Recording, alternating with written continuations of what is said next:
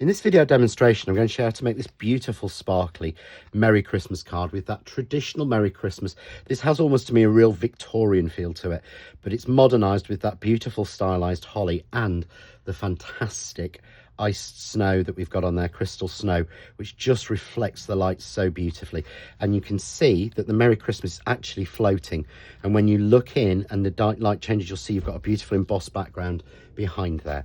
And this is made with the brand new Merry Christmas large sentiment die from John Next Door, and the frame section is coming from the JND558 Robin frame. So let's see how this card was made. So to make that stunning glittery card with that floating Merry Christmas in the centre, we're going to use the brand new large Merry Christmas from John Next Door, which has the Merry Christmas in a beautiful classic font, along with an outside line backer for it, which is just perfect for making cards on its own.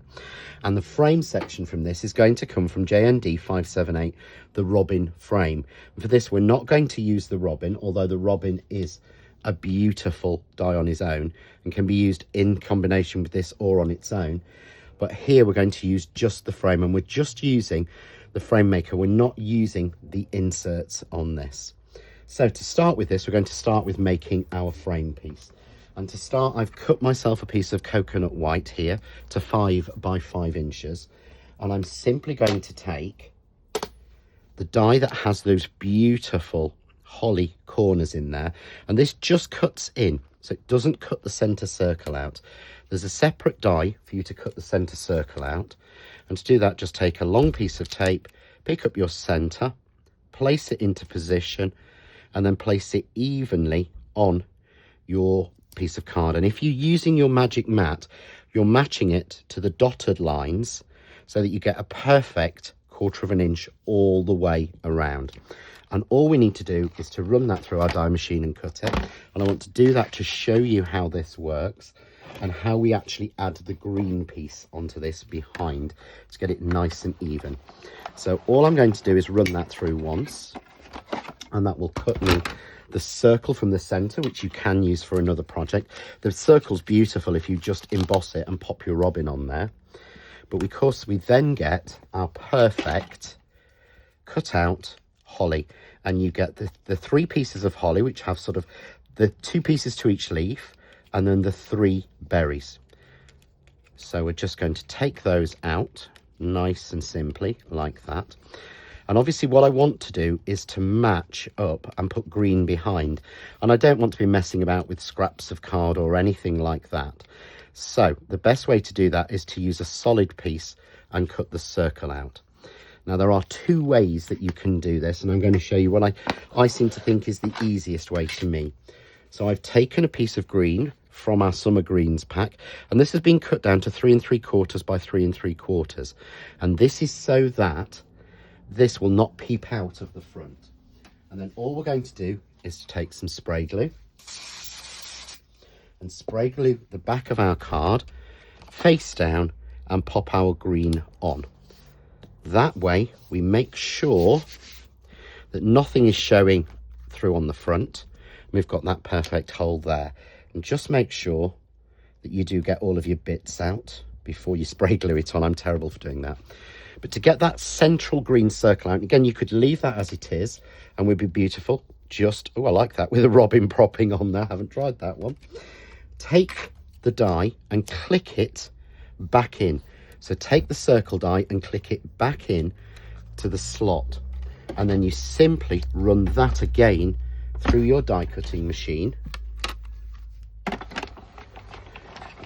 which will give you the perfect frame of 2 colours without any trying to match up a circle in the centre. So be a little bit careful, as your spray glue may stick it down a little bit, but again then you have a green circle perfect to use for another card or project. Now, I would then take my Pearl Dimension or your Nouveau drops or similar, and what you want to do is to get that flowing. So get it going out first on your mat, and then you just want to almost touch each of those circles. So you only get a little drop in each one. You could, of course, slip a little piece of red card under there. You could pop little red gems on there, or take your white pearls and take a red alcohol marker and colour them into red. And there you've got that beautiful, very Christmassy, just the four corners of holly.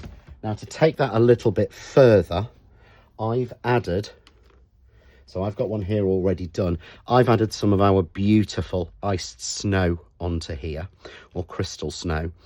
This is currently out of stock, but is due back in very soon, within a couple of weeks. And it just has the most beautiful reflection. It's like having crystals of ice, and it feels like it's glass, and it's not.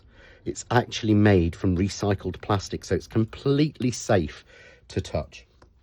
So what I want to do now is to turn that onto its back, and I want to take some foam tape and just add a layer of foam tape around each of the sides. So we just go around all four sides, and I'm coming a little way in so that that's not seen, because what we want to go for this card, this is a mantelpiece pleaser, so we want a lot of depth and dimension on this. So we go to there, we then simply remove our tape, and I want to then take a piece of vellum or parchment, and I've cut this again to 3 3/4, and just tape that down. So there we have our beautiful little see-through window where our sentiment will float. So now we want to cut our sentiment, and I'm using a piece of our glitter card or waterfall card in red. And all I want to do for this one is just use the sentiment itself. And remember, when you are sticking dies down to glitter card or coated card, use a piece of normal sellotape, as the low-type tape just won't stick down.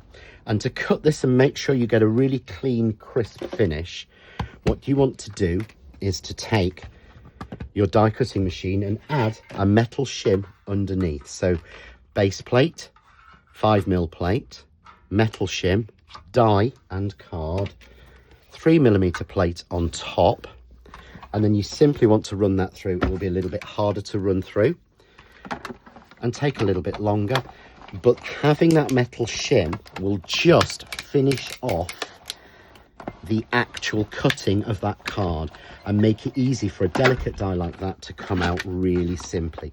You can just cut it normally, but it takes a lot more weeding out, and I'm very, very lazy when it comes to things like that. So as you can see there, look, it just peels straight out of your glitter card. I tend to go in at the C and just pull that out of the die, just gently, because there's connection pieces. But you can see here that every piece just drops out. Even the tiny little pieces will come out there after, between the Merry and the M and the E, and the little bit down here by the S, and that's because we cut it against a metal shim. So I'm just going to clear down my desk, and we want to float this. So again, you can use your glue glaze, or if you want to do this relatively quickly and make sure every place is stuck, use a little bit more of the spray glue.